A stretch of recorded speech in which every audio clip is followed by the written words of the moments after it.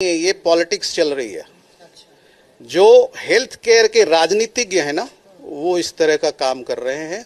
और मेरा तो फिर से निवेदन होगा इन राजनीतिज्ञों से कि कृपया अपना महल बनाएं, दूसरों के महल को गिराने की कोशिश ना करें।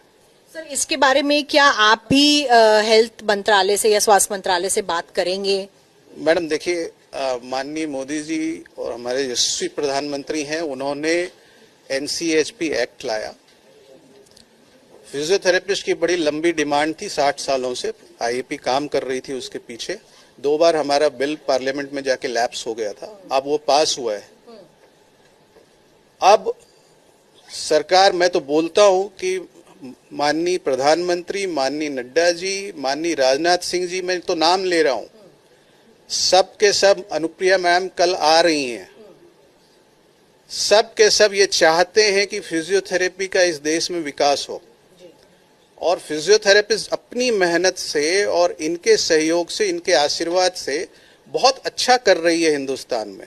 मैं ये समझता हूँ, मैं पूरी दुनिया में जाता हूँ, इस बात पे कहना चाहता हूँ कि हम लोग वर्ल्ड के टॉप 20 कंट्रीज में है एज फार एज फिजियोथेरेपी की स्टैंडर्ड की बात है। तो अगर ये ऐसा है तो कुछ लोग क्यों आकर इसको नीचा करना चाहते हैं? वो सिर्फ इसलिए नीचा करना चाहते हैं कि अगर आपका कमर दर्द कम हो गया बिना दवाई खाए तो दवाइयों का क्या होगा। वो इसीलिए नीचा करना चाहते हैं कि अगर आपको MRI कराने की जरूरत नहीं पड़ी तो MRI का क्या होगा। वो इसीलिए नीचा करना चाहते हैं कि बहुत सारे बिजनेस और पॉलिटिकल इंसेंटिव्स हैं इसके पीछे। तो मैं ये चाहूंगा कि फिर इन सब चीजों में ना जाके मैं मेरे देश को 154वें रैंक से 54वें रैंक पे कैसे लाऊंगा। मेरा देश जिसकी एवरेज लाइफ 72 साल है, वो 82 साल पे कैसे पहुंचेगी। हम सब इसकी बात करें, टीम वर्क की बात करें और आगे बढ़ने की बात करें।